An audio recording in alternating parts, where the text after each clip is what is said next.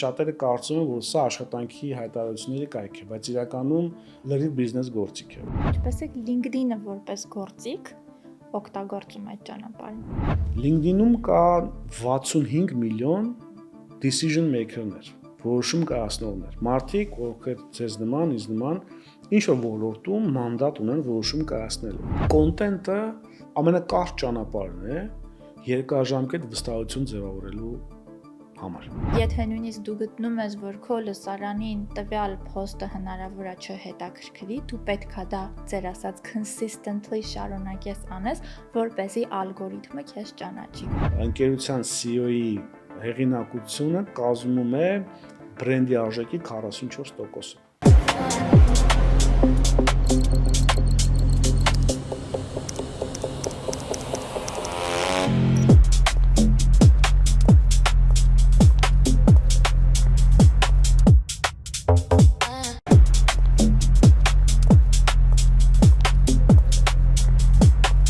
Ողջույն, այսօրվա իմ հյուրը Գոր Կարապետյանն է։ Գոր, շնորհակալ եմ շատ հրավերս ընդունելու համար։ Ես գիտեմ, որ դու Միացյալ Նահանգներում չես բնակվում, բայց եկել ես մեզ հյուր եւ անչափ շնորհակալ եմ, որ կարողացել ես քո ժամանակից մեզ տրամադրես։ Հիմնականում ներկայացնում եմ մարդկանց, ովքեր որ բիզնես օուներներ են, գործարարներ են Ամերիկայի Միացյալ Նահանգներում գործող, բայց դու հիմա մի փոքր ավելի շատ բացահայտումներ կանես մեզ համար, որովհետև դու ինքդ աշխատում ես գործարարների հետ, դու ինքդ ունես քո հեղինակած գրքերը, որոնք որ հենց միտված են գործարար ոլորտին։ Ողջույն Ստելա ջան, ես եմ շնորհակալ հրավերի համար, մեծ պատիվ է լինել ձեր տաղավարում, ձեր հյուրը, մի քիչ կալիֆոռնիական արևից թխացած եմ, բայց շատ լավ տրամադրությամբ եմ եկել։ Այո, փորձենք այսօր հետաքրքիր կոնտենտ գեներացնել ձեր լսարանի համար։ Սիրով։ Դուք ինքներդ ունեք ձեր սեփական բիզնեսը, դուք հեղինակել եք մի քանի հաջող գրքեր, որոնք որ մոտիվացնում են եւ ոգեշնչում են գործարարներին եւ ինքներդ էլ որպես բիզնես քոուչ աշխատում եք գործարարների հետ։ Եվ կուզենամ անդրադառնանք այն պահին, երբ է գաղափարը դառնում իրոք բիզնեսի հիմք, ոչ թե զուտ լավ մտահաղացում։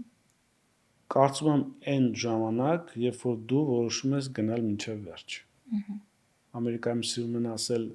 գնա մինչև վերջ կամ գնա տուն։ Դուք նշեցիք գործունեության մասին, ես սկսել եմ մոտ 10 տարի առաջ Երևանում թվային մարքեթինգի մի ուղղություն յուրացրեցի, search engine optimization է կոչվում, SEO, եւ 3 ամիս հետո ես առաջի հաճախորդի ներգրավեցի, հետո երկրորդին, հետո երրորդին եւ 1 տարի հետո company բացեցի գործընկերոջս հետ targeting agency-ն, որը հիմա Հայաստանում եւ արտերկրում մարքեթինգային եւ IT ծառայություններ է մատուցում։ Ու սա իմ հետողականության արդյունքն էր, առնվազն սկսելը, որովհետեւ երբ որ ես բացահայտեցի այդ մասնագիտությունը, նվիրվեցի դրան ու ամեն օր կարդում էի, կիսվում էի, սովորում էի եւ սովորեցնում էի, մինչեւ դա սկսեց դուրս գալ նեղ շրջանակից, ընդգրկելով ավելի լայն ոլորտներ։ Որքան էլ որ դու հետևողական ես, բայց վստահ եմ, եթե դու չես սիրում այն գործը, ինչով որ զբաղվում ես, հետևողականությունը չի կարող լինել շարունակական։ Բայց այն պահին, երբ որ դու ել չես կարողանում լինել հետևողական եւ համառ, արդյոք դա նշանակում է, որ դու բավականաչափ չես սիրում այդ աշխատանքը, ինչով որ զբաղվում ես։ Այսպիսի գաղափար կա, մոտիվացիա թե կարգապահություն, ու հաճախ դա հակադրության մեջ է դրվում, այսինքն փորձում են հակադրել։ Ձեր նշած հարցի կոնտեքստում իհարկե առանց մոտիվացիայի միգուցե չգնաս այն ճանապարհը, որ կգնաս, բայց կարգապահությունով վստահ եղեք կգնաք։ Շատ երկար չես գնա կամ չես կարող հասնել այն մասշտաբի, որ կհասնի, եթե նաև մոտիվացիա լինի, որտեվ այդ երկու բաղադրիչն էլ կարևոր է։ Եվ հակառակը, եթե ունես մոտիվացիա, չունես կարգապահություն, բազմաթիվ ստարտափեր, բազմաթիվ գիտնականներ, որոնք պետքա գիտնական դառնային, չեն դառնում, բազմաթիվ հաջողակ բիզնեսներ, որ պետքա ծնվեին, չեն ծնվում, որտեվ կա մոտիվացիա, չկա կարգապահություն։ Այստեղ պետք է գտնել նույնիսկ ոչ թե բալանս, այլ հարմոնիա, ներդաշնակություն, որտեվ միշտ չի որ 50-50 է, այսինքն ես կարգապահության մարդ եմ։ Ես չսիրելով սովորել եմ թեմաներ, օրինակ հաշվապահություն, ծրագրավորում, չեմ սիրել, բայց կարգապահությունը ինձ օգնել է դրանց միջոցով անցնել, հասնել մի կետի, որտեղ հիմա եմ։ Այսինքն իմ դեպքում դա այդպես է աշխատել։ Հիմա ընդհանրապես եթե հաջողվի մարդուն իր հոբին կամ իր սիրած բանը վերածել աշխատանքի, դա ամենահրաշալի բանն է։ Այսպես մի վերահսկիչ հարց կա, ասում են, մասնագիտական կողմնորոշման հետ կապված, երբ որ մարդու հետ զրուցում ես, մի այսպես հարց կարելի է տալ, ինչով կզբաղվեիր, եթե գումար աշխատելու խնդիր չունենայիր։ Երբ որ մարդը անկեղծ է այս հարցի հետ, այսինքն մտածում է այս մասին եւ պատասխանում է, գալիս է պատասխանի, իսկ հաջորդ հարցը լինում է նա, որ ինչու ես կարծում, որ դրանով հնարավոր չէ գումար աշխատել։ Ու ստեղից կարելի է շատ լավ հաջողված քեսեր առաջ բերել, ես գիտեմ այդպիսի պատմություններ։ Ո՞ք ուզեմ մի պատմություն հիշեք, որովհետև դա իրականում հաղթանակած մի բան է, երբ որ դու գումար աշխատում ես մի բանով, ինչով որ դու իրոք սիրում ես եւ երբ որ հոբին վերածվում է նաեւ եկամտի աղբյուրի, ինձ թվում է դրանից երջանիկ մարդ չի կարող լինել։ Ես շատ ընկերներ ունեմ, այն որոնց առաջի գիրքը երբ որ գրում եմ, այդպիսի հարցազրույցներ շատ է անում։ Մի ընկեր ունեմ, անունը չտամ, Հայաստանում խոշորագույն բանկերից մեկի մարքեթինգի ղեկավարն էր, հիմա մեծ վճարահարկային ընկերության տնօրեն է եւ նաեւ սեփական մարքեթինգային ընկերություն է հիմնել, բայց ինքը 9 տարի սովորած բժիշկ է։ Ինքը պատմում է, որ ես սովորեցի բժշկական համալսարանը, հետո ինստանցիաները տարբեր են, եթե չեմ սխալվում, մոտ 9 տարի գնում է եւ առաջի երբ որ գնում է հիվանդանոց, ինքը հասկանում է, որ սա իրենը չի։ Ու ունենում է այն համարձակությունը, այս է մեզ պակասում Ստելա ջան, կտրուկ շրջադարձ անում մի կյանքի մեջ, չնայելով անցած ճանապարհին ու հայտնվում է այնտեղ, որտեղ ես նկարագրեցի։ Ու այստեղ է խնդիրը, որ մեզ լսողների միգուցե ոչ բոլորը կունենան այս համարձակությունը, ընդհանրապես մեր շրջապատում քչերը ունեն։ Դրա համար էլ մարդկանց մոտ, երբ որ հատկապես մտնում ես պետական համակարգ կամ ինչ-որ միտեղ աշխատողներին տեսնում ես, աչքերի փայլը խամրած է, մի տեսակ, որտեղ այդ մարդիկ, երբ որ եկել այդ պահ վճռական որոշում կայացնելու չեն կայացրել այդ որոշումը։ Ահա դες պատմություն։ Մեկ այլ պատմություն իմ ընկերներից, ով տնտեսագիտական կրթություն ունի եւ աշխատում էր ֆինանսական մի ընկերությունում, մի օր որոշեց, որ պետքա թողի այս ամեն ինչը եւ զբաղվի, գիտեք ինչով, գեղանկարչությամբ։ Ընդ որում ավելի նեղ ուղղություն ընտրեց ծովանկարչություն։ Հիմա իր նկարները այստեղ միացյալ ինքը Երևանում է ապրում, այստեղ վաճառվում է, Եվրոպայում վաճառվում է, ինքը շատ հաճախ ցուցահանդեսների է գնանում։ Նա երջանիկ մարդ է։ Այն մարդը, որ գնում է իր passion-ի, ինչպես դուք ասացիք, հետևից եւ ունի բավարար կարգապահություն, success story-ին շատ ավելի վառ է լինում, ես հենց սա եմ ասում։ Միայն այն մարդկանց, ովքեր գտնում են այս ներդաշնակությունը ես կյանքում։ Ուզում եմ ամեն դեպքում խոսենք նաեւ կոմֆորտ զոնայի մասին, որովհետեւ ըստ իս բիզնեսի մեջ կոմֆորտ զոնայից դուրս գալու դեպքում ես միայն կարողանում հասնել իրական հաջողության։ Արդյոք ըստ ձեզ դա այդպես է, թե ամեն դեպքում դու կարող ես պահել քո կոմֆորտ զոնան եւ հաջողել։ Անկեղծ լինենք, հատկապես արևմտյան մոտիվացիոն գրականության, ֆիլմերի, հաղորդումների, ոդքասթերի արդյունքում նման գաղափարներ շատ կան, որ պետք է կոմֆորտ զոնա թողես եւ այլն։ Իհարկե, այդտեղ ճշմարտություն կա եւ բավականաչափ մեծ է։ Բայց եթե հետ գնանք մեր նախորդ մտքերին, երբ որ դու քեզ կոմֆորտ զոնայում ես, այսինքն եթե դու ուզում ես զբաղվել գեղանկարչությամբ ու փորձում ես քեզ այդպես դիրքավորել, դու կունենաս անհարմարություններ, բայց քո ներքին կոմֆորտը, ներդաշնակությունը այնքան ուժեղ է, որ դու հաղթահարում ես արտաքին դիսկոմֆորտները ու գնալով, ինչպես Կովին է ասում, Սթիվեն Կովին, քո ազդեցության շրջանակը դու մեծացնում ես, այսինքն կան բաներ, որոնց վրա մենք կարող ենք ազդել, կան բաներ, որոնց վրա մենք չենք կարող ազդել։ Երբ որ այն բաների վրա կարողանում ես ազդել, դու իսկապես ամբողջական վերահսկումը վերցնում ես, այն բաների վրա, որոնց վրա չէր կարողանում ազդել, շրջանակը ընդլայնվում է։ Դրա համար կոմֆորտ զոնան տարբեր մարդկանց մոտ տարբեր կերպ է դրսևորվում, պետք է դուրս գալ կոմֆորտ զոնայից, որպեսզի հայտնվել կոմֆորտ զոնայում։ Այսինքն պետք է մի կետի հասնել, որտեղ դու քո ներքին ներդաշնակությունը կոմֆորտը զգում ես։ Հիմա օրինակ դուք ձեզ կոմֆորտ եք չէ՞ զգում ինչի մեջ որ դուք կաք։ Վստահ։ շատ լավ է, բայց առաջի եթերը կամ առաջի գաղափարը Մինչև հասնում ես այդ կոմֆորտին, բավականին ճանապարհ ես այո, բայց հիմա դու կոմֆորտի մեջ եք։ Հիմա եթե ինչ-որ մեկը ձեզ ասի դու կոմֆորտ զոնայի մեջ եք, ես ինչպես նկարագրեցի, դա սովորաբար վատ բան է ընկալվում, այսինքն դու լճացած ես, բայց միշտ չէ որ այդպես է։ Եղբայր ես հասել եմ նրան, ինչ-ինչ ժամանակին կոմֆորտ զոնայից դուրս եմ եկել։ Ձեզ արդեն ինձ թվում է ներդաշնակությունն է, քան երևի թե կոմֆորտ զոնա, մի քիչ տարբեր է հոգեբանական տերմիններ են, հոգեբանությունը լողացող շատ տերմիններ ու գաղափարներ ունի, ես այդպես եմ ընկալում, ու ես ինչքան շատ եմ աշխատում գործարարների, հիմնադիրների հետ, բոլորի մոտ մի բանը տեսնում եմ, այսինքն կան սկզբունքներ, որը կապ չունի Նահանգներում, ես Եվրոպայում թե Երևանում նույնն է։ Դրա համար մեր խոսակցության համատեքստում ես դրանք նույնականացնում եմ։ Ես շատ քիչ գործարարներ եմ ճանաչում հայկական իրականության մեջ, ու չեմ կարծում, որ 90%-ի առաջին սոցիալական մեդիան դա կլինի LinkedIn-ը, չէ՞։ Դուք ճիշտ եք, ու հենց ի պատասխան այդ մարտահրավերից ծնվել է իմ երրորդ գիրքը LinkedIn 101-ը, ու սրան է նվիրված նաև վերջի 2 տարվա իմ գործունեությունը։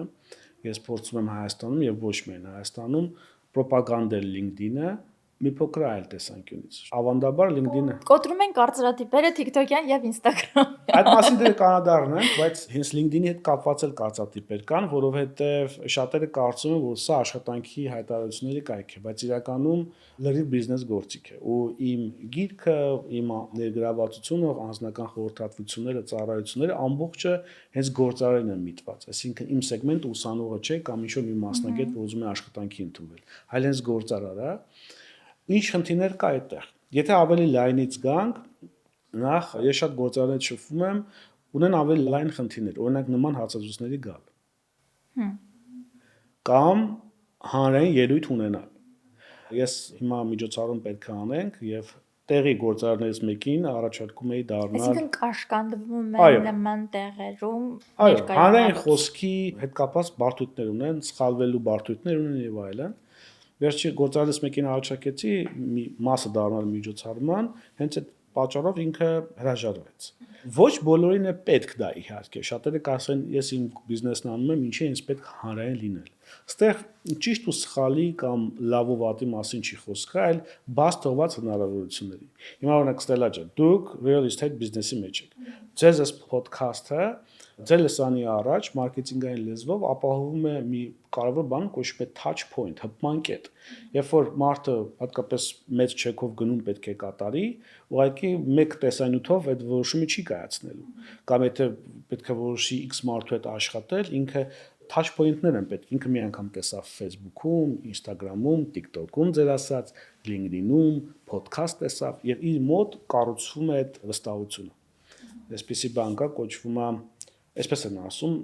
ամերիկացիները, հեղինակությունը դա կրկնություն է։ Reputation is repetition։ Այսինքն, երբ որ դու կրկնում ես մի բան բավականաչափ, ինքը սկսում է ընկալվել եւ վստահությունը ձևավորվում։ Հիմա գործարարի մասին որ խոսում ենք, սա ոչ թե լավի, վատի, ճիշտ ու սխալի, այլ բաց թողված հնարավորության մասին է։ Ձեր այս podcast-ը պրոյեկտվելու է իր արդյունքը ձեր բիզնես գործունեության վրա, որտեղ դուք որոշել եք գնալ public, այսինքն դուք լինեք հանրային, զրուցեք, խոսեք ու ձեր մտքերով կիսվեք։ Էլ չեմ խոսում հանրային ելույթների մասին եւ այլն, այսինքն խնդիրներից մեկ որ կարիք լինում է, օրինակ ինձ դիմում են։ Օգներ ինձ օրինակ հանրային խոսքի մեջ պրեզենտացիա ինչպես պատրաստել podcast-ի գնալ, բայց ես ինչպես նշեցի, ավելի օգնում եմ փորձը կապիտալիզացնել ավելի երկարաժամկետ կտրվածքով, այսինքն հիմա դուք հետաքրքիր կրթական փորձ ունեք, չէ՞, հետաքրքիր քեսեր ունեք, դեպքեր ունեք, պատմություններ, հաջողության, պատմության։ Ես օգնում եմ թիմիս հետ միասին, որպեսզի մարդը հոգեբանական իր կերպարից չառանձնանա, ինչպես այսինքն հավատարիմ մնաս դու քո եսին ու կարողանաս դու քո եսը ճիշտ ներկայացնել։ Որտեղ շատերը գալիս են ասում են, գիտես, ես չեմ ուզում, որ ես շատ տարբեր լինեմ, ես հանրային կերպարը իրականից, ասում եմ, գիտես, եթե դու ուզեն ասել, ես չեմ մտնի դրա մեջ, որովհետև պետքա բնական լինի։ Այսինքն, ինչպես նշեցի մեր նախնական զրույցի ժամանակ, մենք սկսում ենք Յունգից, այսինքն փորձում ենք հասկանալ մարդու հոգեբանական տիպը, որ տիպն է իր մոտ գերակշիռ, ու դրա հիման վրա ստեղծվում է բովանդակություն, ֆոտոսեսիա եւ այլն, ու որի նպատակն է արդեն եղած փորձը, իսկ Գործարարները շատ մեծ փորձ ունեն կյանքի մարդկային հարաբերությունների առումով, բանակցության առումով, մեր նշած մոտիվացիայի առումով, կարգապահության, երբ որ դու սրանով կիսվում ես, սա լրացուցիչ value է բերում քո բիզնեսի։ Ու այդ coaching-ը, որ նշեցիք, ես այս ուղղությամբ եմ տանում ու այո, առարկությունները, խնդիրները շատ են, բայց հիմնականում երբ են դիմում, երբ որ հասկանում են, որ իրենց լռությունը աշխատում է իրենց իսկ դեմ։ Իսկ չի լինում, որ հակառակ ազդեցությունն է ունենում, այսինքն դու այդ մարդուն ներկայացնում ես այնպիսին, ինչպիսին որ ինքը կա, բայց գուցեև եթե ներկայացնեիր մի փոքր ավելի արհեստականացված այնպիսին, ինչպիսին կուզենային իրեն տեսնել, գուցեև գործը ավելի արդյունավետ լիներ, քան այն տեսակը, որ այդ մարդը իրականում կա։ Դուք հիմա խոսում եք մարքեթինգի մասին։ Հենց դա էլ անում ենք, այսինքն խոսքը այն մասին չէ միայն, որ օրինակ, եթե ես կարկանդվում եմ հանրային ելույթներից, ես անընդհատ դրա մասին խոսեմ, այլ հակառակը, այդ process-ը ու ինչպես եմ ես դա հաղթահարում, դա կապիտալիզացնել։ Օրինակ, երբ որ առաջին անգամ ինձ հրավիրեցին հանրային ելույթի, ես fail արեցի, երկրորդ անգամ վախեցա, բայց ընդունեցի challenge-ը։ Երրորդ անգամ բոլորը 5 րոպե կանգնած ծափահարում են ինձ։ Պայմանական բաներ եմ ասում, այսինքն սա ստեղծում է վստահ։ Մարքեթինգը մեծ հաշվով ինչի մասին է, վստահություն ստեղծելու, որ օգնես մարդուն որոշում կայացնի։ Ու այն թեման, ինչի մասին մենք խոսում ենք, հենց core իդեան, արմատական հիմնային գաղափարը հենց վստահությունն է։ Իսկ դա այո, պետք է հիմնված լինի իրականության վրա եւ ներկայացվի պատշաճ կերպով, բայց նաեւ լավարկվի։ Այսինքն մեզ այդ մտայնությունը, որ ես այսպեսին եմ ու սա ամբողջ կյանքի համար դատավճիռ է, դա առողջ չէ։ Մենք պետք է փոխվենք։ Օրինակ ես անդադ իմ վրա աշխատում եմ։ Կողքից նայողը կմտածի ես էքստրովերտ եմ, բայց ես ինտրովերտ մարդ եմ։ Ես ամեն անգամ շատ բաներում հաղթահարում եմ, երբ որ բեմ եմ դուրս գալիս կամ մեծ լսարանի առաջ պետք է ելույթ ունենամ,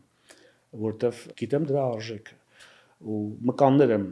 ինչպես ասում են, զարգացրել դա անելու համար, ու սա մեծ օգուտներ է բերում իմ բիզնեսին, իմ գործունեությանը, իմ կյանքի որակին։ Հիմա սա, երբ որ ես գիտեմ դրա օգուտը, փորձում եմ փոխանցել գործընկերներին, ընկերներին, այլ մարդկանց, ովքեր գիտակցում են կամ դեռ չեն գիտակցում։ Ինչպես է LinkedIn-ը որպես գործիք օգտագործում այդ ճանապարհին։ Նախ ասեմ, ինչու LinkedIn-ը։ Ես միշտ սեմինարների ընթացքում, ելույթների միշտ հարցնում եմ լսարանից, թե ովքեր են որ հարթակում կան, ամենակիչը LinkedIn-ում են լինում։ Ես հայաստանյան օրինակը կարող եմ բերել։ Հայաստանում Facebook-ում գրանցված է 2 միլիոնից ավելի մարդ, Instagram-ում 1.2 միլիոն, LinkedIn-ում 482,600 մարդ վերջի տվյալներով։ Ինչու LinkedIn-ը, որտեղ LinkedIn-ը ճիշտ տեղ է գործարարների համար։ Այո։ Եթե դու կարող ես գնալ մոլ ու այնտեղ տեսնել տարբեր մարդկանց, սա Facebook-ի կամ ինչ ասեմ, Instagram-ի նման է։ Այո, չէ, բոլորի, որտեղ կան նաև գործարարներ, բայց դու գնում ես business center, որտեղ գործարարներ են ու executive-ներ են։ LinkedIn-ը սա է։ Ու իր քչությունը նաև առավելությունը։ Այստեղ K գաղափարը հետեւյալն է, որ այստեղ են գործնական ինտենտով մարդիկ, ովքեր այստեղ են գործնական մտադրություններով։ Մյուսը, գիտեք, LinkedIn-ը գեներացնում է բոլոր սոցիալական ցանցերը համախառն վերցնենք, բոլոր սոցիալական ցանցերի միջոցով գեներացված B2B լիդերի, այսինքն B2B ասելով նկատի ունեմ պոտենցիալ հաճախորդների, բիզնեսների համար, այլ այն բիզնեսներ, որոնք հաճախորդ են, այս բոլոր սոցիալական հարթակների մեջ LinkedIn-ը գեներացնում է 80%-ը։ Այս շատ կարևոր իրականություն է, որը պետք է հաշվի նստել։ Մյուս բանը, LinkedIn-ում կա 65 միլիոն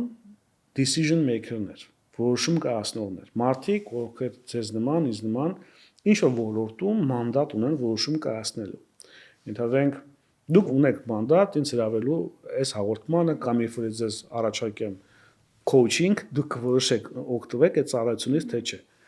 Որոշում կայացնողներ, որոնք տարբեր բիզնեսներում նստած են ու որոշումներ են կայացնում։ Ու LinkedIn-յան ակտիվությունը հենց այս տեսանելիությունն է ապահովում այդ որոշում կայացնողների աչքին։ Փաստացիորեն ճիշտ ակտիվություն է, ես արդեն ընդհանրապես։ Ես այս մասին խոսեմ, բայց ես դեռ ֆոնն եմ փորձում ապահովել, ինչու LinkedIn-ը։ Ոստեղ մի հետաքրքիր բան ասեմ, վերջերս տարվա սկզբին մի խոշոր ավտո գրուպի համար տրեյնինգ էի անում, հենց այս թեմայով, որտեղ նստած էր ավտո գրուպի հիմնադիրը, սեփականատերը, լավ, բրենդ մենեջերներից մի քանիսը, head of marketing, head of HR, ու ես այնտեղ էի իրենց train էի անում ու այնտեղ չէի մեկ մարդու որոշման արդյունքում։ Այնտեղ էի առնվազն 2 հոգու, ով իմ գործունեությանը հետևել էր։ Այս կարևոր մի հատ բանը ուզում նշել, B2B մարքեթինգում, ընդհանրապես B2B-ում այսպեսի հաշվար կար, որ 6-ից 12 հոգի միջինում ներգրավված է buying committee ասածում, այսինքն գնման կոմիտեում, որ որոշում են կայացնում տվյալ ծառայությունից օգտվեն թե չէ։ Ու LinkedIn-ն ակտիվությունը ուղղակի եւ անուղղակիորեն այդ buying committee-ի տարբեր մարդկանց աչքին Երևանն է։ Երբ որ գալիս է իրավիճակ, երբ որ քննարկվում են տարբերակներ, դուք արդեն իրենց մտքում կաք։ Ու որոշումը կայացվում է եօքուտսես։ Նշեցի, որ կար ինչ-որ մի ժամանակահատված, երբ որ շատ բիզնեսներ հավաքում էին բավականին մեծ հետևորդների բանակ եւ բիզնեսի հաջողությունը շատ դեպքերում պայմանավորված էր լինում այդ view-երի քանակով։ Ինձ համար ոչ արդար ժամանակահատված եւ ոչ արդար որոշում, որովհետեւ ես գտնում եմ, որ եթե դու բժիշկ ես եւ դու լավ մասնագետ ես, պարտադիր չի, որ դու նկարես TikTok-յան trend-ային վիդեո, որպեսզի մարդիկ գան քեզ մոտ։ Նույն ձևել, հա, Instagram-ը ալգորիթմը կճանաչեն քեզ, ալգորիթմը չի ճանաչի, չեն ճանաչի։ Փաստացիորեն LinkedIn-ում ես հասկանում եմ, որ դա ավտոմատացված չի։ Ու ինչ կոնտենտ ստեղծես այդ դեպքում LinkedIn-ի համար, որպեսզի այդ ձեր նույն ասած B2B աշխատանքի արդյունավետությունը հասնի իր նպատակին։ Նախ այստեղ մի միտք ընդգծենք Ստելա ջան, որ երբ որ մենք այս թեմայի մասին խոսում ենք, խոսքը նրա մասին չի, որ մենք գործարարին առաջարկում ենք դառնալ full-time blogger կամ influencer։ Իսկ դա LinkedIn-ի տարբերությունն էլ ամենևին դրա մասին չի։ Նույնիսկ մյուս հարթակներում եւս։ Մենք խոսում ենք նրա մասին, որ դու քո ոլորտում դառնաս կատեգորիա։ Առաջի բանը, այսինքն պարտադիր չի լինես content creator, ընդհանրապես պետքա վիզուալ ապահովես քո ներկայությունը, որպեսզի ենթագիտակցության մեջ, երբ որ նշեն ոլորտը, գոնե առաջի մի քանի հոգու շարքում լինի քո անունը։ Իթիվս, բայց կոնտենտը կարևոր է, հիմա այդ մասին կասեմ։ Ես վերջնարդյունքն եմ ասում, այսինքն կոնտենտը խնդիր է լուծում, որ դու գաս վերջնարդյունքի։ Վերջնարդյունքը հետեւյալն է, որ երբ որ խոսեն քո ոլորտի մասին,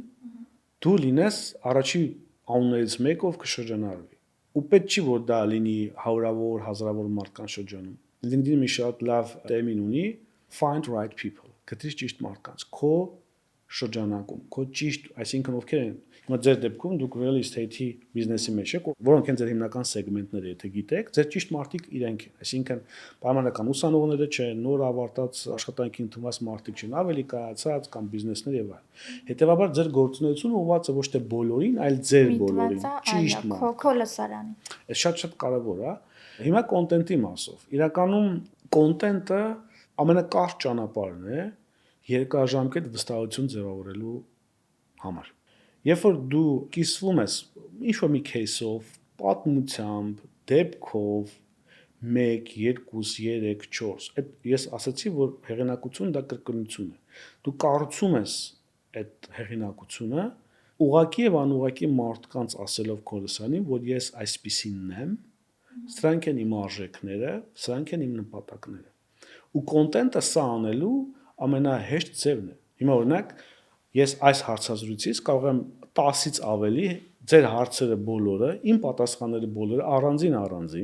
նույնիսկ ձեր տաղավարի լուսավորությունը, մեզ լսող մեր գործընկերոջ, չգիտեմ, վարքագ ամեն ինչ կարելի է կոնտենտի վերածել, ամեն ինչ, բայց վերջնական նպատակ պետք է դնես։ Ես ինչ եմ ուզում ասել։ Այսպիսի բան կա, ես օրինակ ամեն օր Երևանյան ժամով 7:45, այստեղի ժամով երեկոյան 8:45 post եմ անում, բայց դա խորհուրդ չեմ տալիս, որ անեն բոլորը։ Ես սիրում եմ, ինձ համար դա հոբբի է։ Պայմանական, եթե դուք լինեիք իմ գործընկերը, անվանենք, ես ես խորհուրդ կտայի անել դա ոչ թե ամեն օր, այլ շաբաթական 3 անգամ։ Ինչու՞։ Որովհետև դա ժամանակատար է լինելու ձեզ համար, որովհետև ամեն օր կոնտենտ հրապարակելը, այսօրվա կոնտենտը շատ հաճախ վնասում է նախորդ օրվա կոնտենտին։ Ես դա անում եմ, որովհետև ես ունեմ կրթական ծրագրեր եւ այլն, ես շատ ակտիվ եմ ու ինձ համար միայն իմ մեկ բիզնեսը առաջ տանելու մասին չէ LinkedIn-ը, այլ բազմաշերտ կերպով եմ օգտագործում։ Ու շատ ակտիվությունը հակառակ էֆեկտ է ունենում։ Եվ ուղղակի որակի վրա աշխատելու համար, եթե դուք օրինակ կարողանաք շաբաթական նույնիսկ 3 անգամ չէ, 1 անգամ լավ պատմություն պատմել շատ ավելի լավ է, քան 10 պատմություն պատմել, հետո էլ չպատմել։ Մարդիկ եւ ալգորիթմները սիրում են, ինչպես սկզբում ասացի, consistency։ Ենթադրենք դուք ամեն ոդքասթից կարող եք 2-3 գաղափար հանել ու չհրապարակել նույն շաբաթվա մեջ, այլ շաբաթը 2 անգամ։ Բայց նույն schedule-ով, այսինչ օրը, այսինչ ժամին, ակնկալիք սպասում է առաջացնում լսարանի մոտ եւ նաեւ ալգորիթմի մոտ։ Կոնտենտի մասով թերևս այսքանը եւ մի կարևոր հավելում էլ շատերը, հատկապես մենք Միացյալ Նահանգներում ենք մարքեթինգի հայրենիքում կարելի ասել, շատ սելսի են, շատ վաճառող են, դա վանող է։ Պետք է ոչ թե վաճառել կոնտենտի մեջ, այսինչ բանը գնեք, այսինչ բան արել, այլ կոնտենտով։ Երբ որ դու անուղակի խոսում ես այս մասին, դու վստահություն ավտոմատ վաճառում։ Այո, ու դա երկար ճանապարհ է Ստելա ջան, բայց it worth it ոնց որ ասում են, արժի այդ ճանապարհը անցնել, որովհետև դրա արդյունքը շատ long term է։ Ես նաև լսել եմ այլ տեսակետ, որը կուզենամ նաև անդրադառնանք այդ տեսակետին։ Մենք խոսում ենք հումանիտար մասին, հա, երբ որ դու ստեղծում ես կոնտենտը քո հետևորդի համար, քո լսարանի համար եւ այլն, բայց այսօրվա տեխնոլոգիաների ոլորտում ես գիտեմ նաև կարծրատիպեր եւ կարծիքներ, որ դու այդ ամենը անում ես ոչ թե լսարանի համար, այլ ալգորիթմի համար։ Այսինքն, եթե նույնիսկ դու գտնում ես, որ քո լսարանին տվյալ post-ը հնարավոր է չհետաքրքրի, դու պետքա դա ձեր ասած consistently շարունակես անես, որպեսզի ալգորիթմը քեզ ճանաչի, որովհետև տարիներ հետո, երբ որ վերանա ռեֆերալ հասկացողությունը, ու մարդիկ սկսեն շփվել ավելի AI տեխնոլոգիաների հետ, հա, ChatGPT-ին հարցնեն տվյալ ոլորտի լավագույն մասնագետը ով է, որ ալգորիթմը արդեն իսկ քեզ ճանաչած լինի։ Ես չգիտեմ կարծիքը ինչպես է ձևավորել ձեզ մոտ կամ Ես ասում եմ, որ մենք շատ քննարկել ենք եւ խոսել ենք եւ լսել եմ նման կարծիքներ։ Հետաքրքիր կլներ լսել իրենց, որտեղ ես եւս մի քանի հարց կտայի, որովհետեւ ամենևին պետք չէ այդպես անել։ Նայեք, այսօր հենց ձեր նշած տեխնոլոգիաների դարում,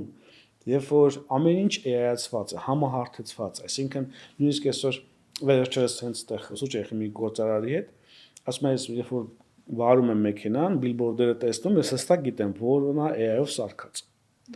Նույն բանը կոնտենտին է վերաբերում։ Ավելին, այսօր կարելի է կոնտենտին նայել ու հասկանալ, որ AI-ն է օգտագործած, Claude, Gemini, թե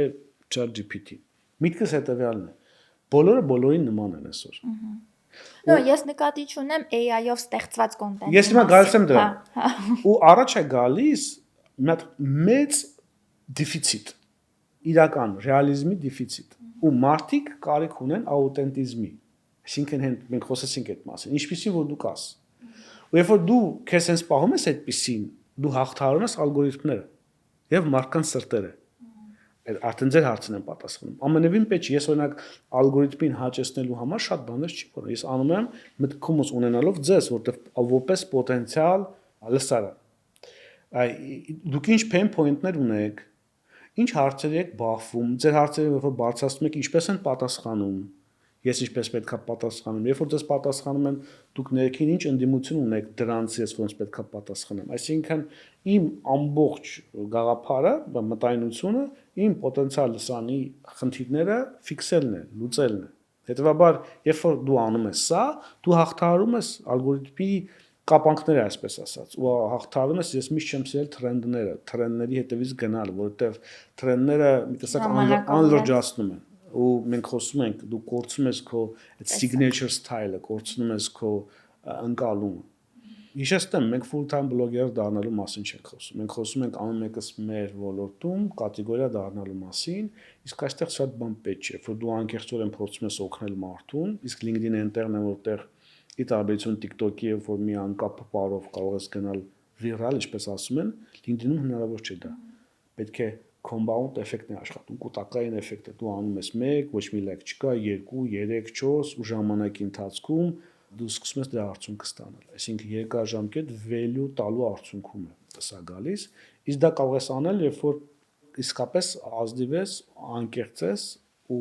դա զգում է նաև քո լսարանը։ Այլապես կհոգնես։ Արդյոք դա տվյալ բիզնեսի սեփականատիրոջ մտածելու բաժինն է, թե ամեն դեպքում բիզնեսը պետք է ունենա այլ բաժին, որը որ կզբաղվի կոնկրետ այդ գործունեությամբ, որովհետև ամեն մի բիզնեսի սեփականատեր չի, որ ունի այդ ժամանակը, որպեսզի կարողանա ներդնի տվյալ մասի առաջ խաղացման մեջ։ Շատ սիրում եմ այդ հարցը։ Մի անգամից պատասխան, տեսեք, LinkedIn-ում այսպիսի փորձ կա, ու սա նաև իմ նախորդի հնչեցած մտքերի համատեքստում է, անձնային էջով, օրինակ ձեր էջով դուրս եկած ակտիվությունը 8-ից 10 անգամ ավելի մեծ է, քան ձեր կորպորատիվ բիզնես էջով։ Ինչի, որտեղ մարդիկ սիրում են մարդկանց։ Այո։ Մարդկային պատմություններ, մարդկային ձախողումներ, մարդկային ձեռքբերում եւ այլն եւ այլն։ Հետևաբար ձեր հարցին գալով, սա մի քիչ բիզնեսի չափի, բիզնեսի ոլորտի ու ամեն բիզնեսի դեպքում ինդիվիդուալ հարց է, բայց մի բան հստակ է, եթե կա ընտրություն, եթե դենք բյուջեի խնդիր կա, ես ներդնեմ կորպորատիվ էջի վրա, թե անձնային էջի վրա, իմ ամբողջ գործունեությունը, գիրքը, քոուչինգը, ինչպես նկատվեց իմ ամբողջ ոնց որ փիլիսոփայությունը, հենց միտված է դրան, որ օգնեմ գործարարին, հիմնադրին իր պատմությունը հանել ջրերես ու իր անձնային բրենդով մեծացնել բիզնեսի արժեքը։ Այդպիսի մի թիվ կա, որ ընկերության CEO-ի հեղինակությունը կազմում է բրենդի արժեքի 44%-ը։ Ոչ բոլոր դեպքերում է այդպես, բայց սայտուն օրինակ Musk եւ SpaceX օրինակ։ Ու բազմաթիվ ոլորտներ կան այդպես։ Այսինքն էլի ստեղ ճիշտ ու սխալի մասին չէ, այլ բաց թողված հնարավորության։ Երբ որ դու կառուցում ես ճիշտ անձնային բրենդ, դա ուժեղացնում է քո բիզնես բրենդը եւ հակառակը։ Դրա համար եթե ընտրելու լինենք, միանշանակ խորք տամ անձնային բրենդը։ Բայց հետագայում քո անձնայինը արդեն իսկ ասոցացվում է տվյալ բիզնեսի հետ եւ երբ որ գալիս է այն պահը, երբ որ դու ուզում ես բիզնեսը վաճառել կամ փոխանցել կամ ոչ մի անձնական կապ չունենալ տվյալ բիզնեսի հետ, արդյոք դա չի խանգարում այդ process-ին։ Ոչ։ Դա եթե ճիշտ կոմունիկացնես, իհարկե ոչ։ Դու LinkedIn-ում փոխում ես քո title-ը, այնտեղ եթե նշված է CEO and founder of XYZ, վստահ եմ, այդ մարդը որ exit արեց այդ բիզնեսից, ստեղծել է ուրիշ բան։ No, մարդու համար, դա մարդու բիզնեսի տեսանկյունից։ Դրա համար շատ բիզնեսներ, օրինակ, երբ որ գնում են ու անձնային բրենդը կապ ունի, կոնտրակտերում, եթե դրանք 1 տարի, 2 տարի պարտավորեցնում են որ աշխատել իրենց հետ մնալ, մինչև իրենք մարքեթինգային կոմունիկացիան կազմակերպեն։ Կա այդ խնդիրը, բայց դա արդեն գնող բիզնեսի խնդիրն է, այո։ Դա արդեն Ես ուղղակի ուզում եի անդրադառնալ բիզնեսը որպես այդպեսին ճիշտ զարգացնելու process-ին, որտեղ բնականաբար երբ որ դու կենտրոնանում ես քո անձնային բրենդինգի վրա, առանց քեզ տվյալ բիզնեսը փաստացիորեն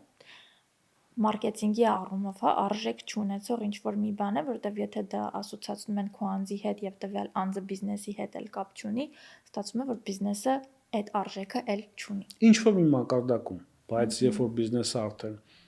ինստիտուցիալիզացվում է, այսինքն ունի համակարգեր, ունի ամուր մենեջմենտ, ունի բրենդ ասեստներ, ակտիվներ, դա լուծելի խնդիր է։ Ես մեր նախորդ հարցին մի փոքր հավելում անեմ։ Ես ասացի, որ երբ որ կա ընտրություն կամ ուրեմն ընտրել անձնային բրենդը, բայց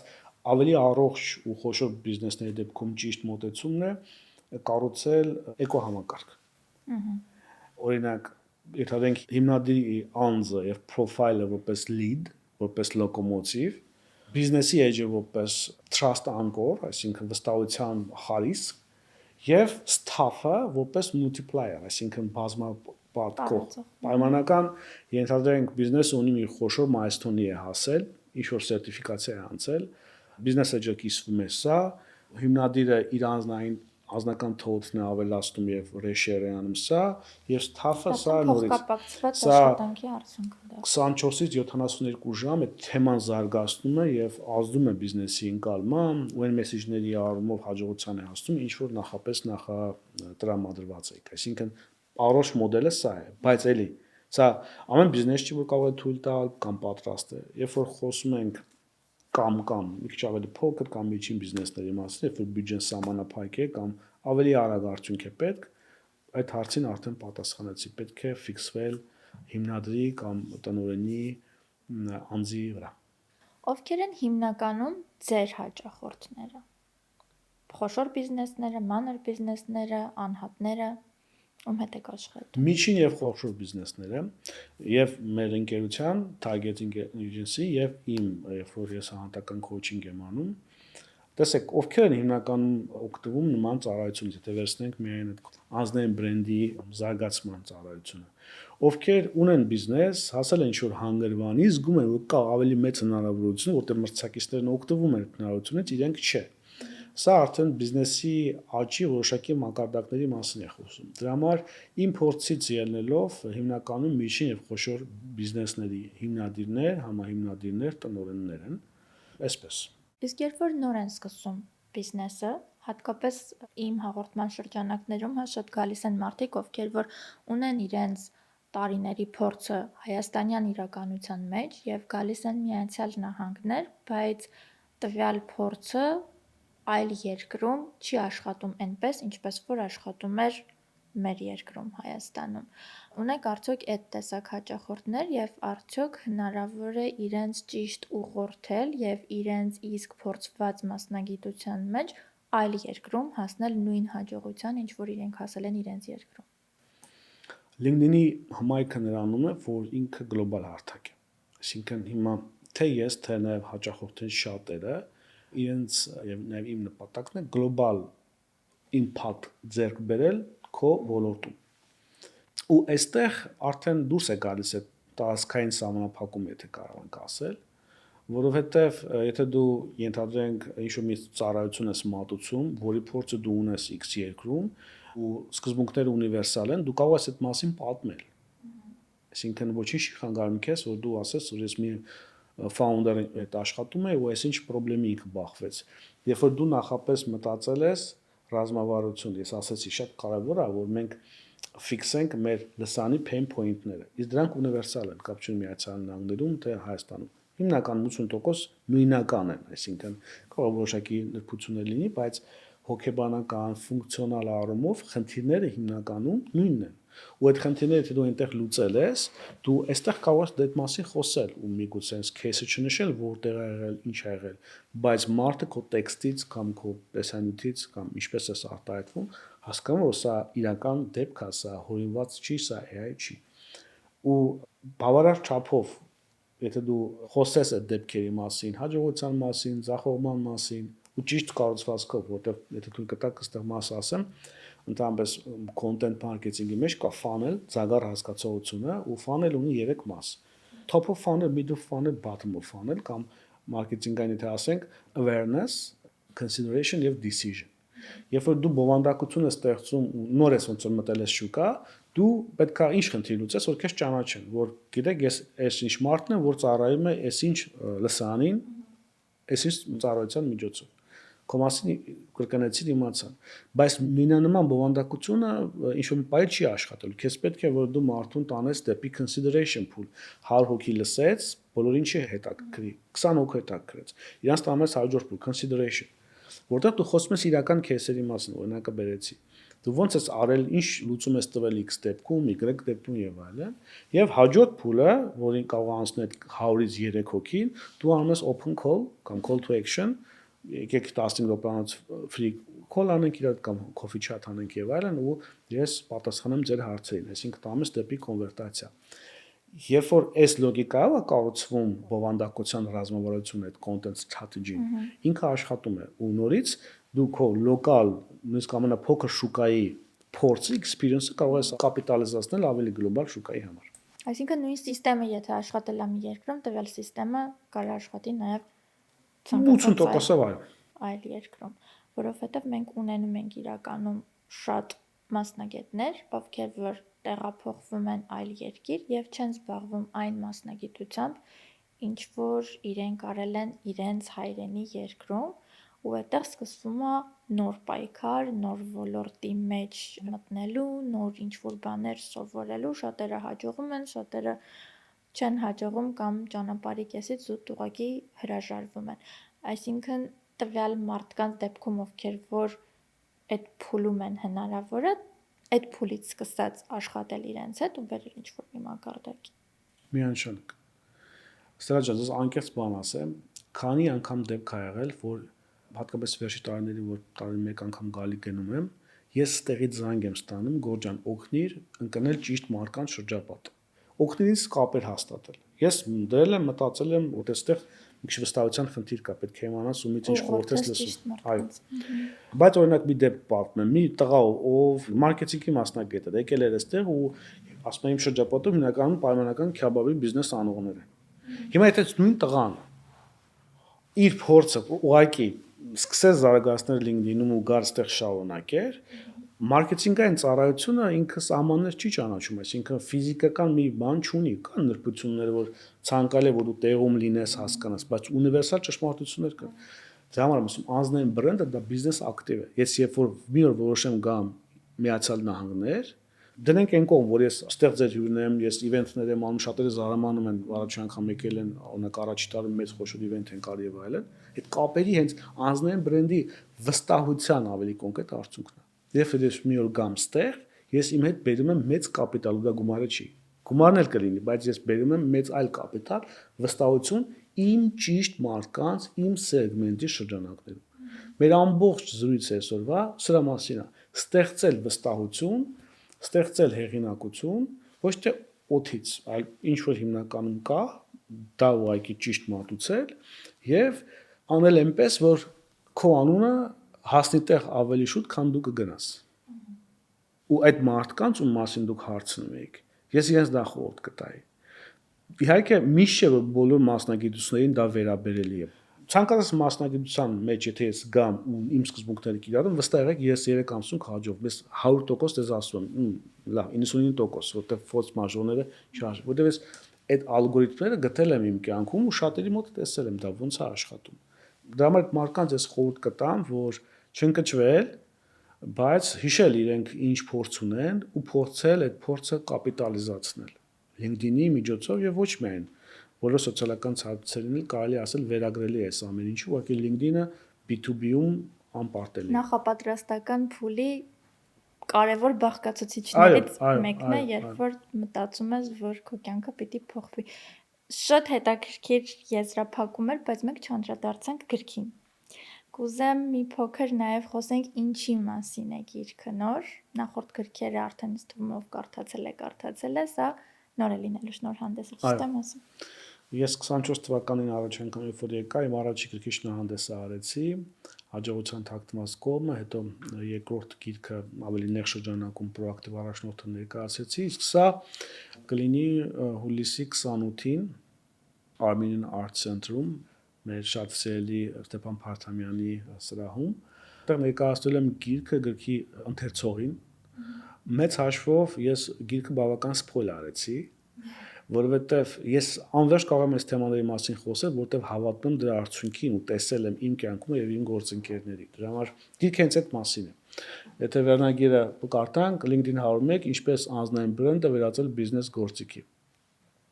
Գործնական ուղեցույց բիզնես առաջնորդների համար, այսինքն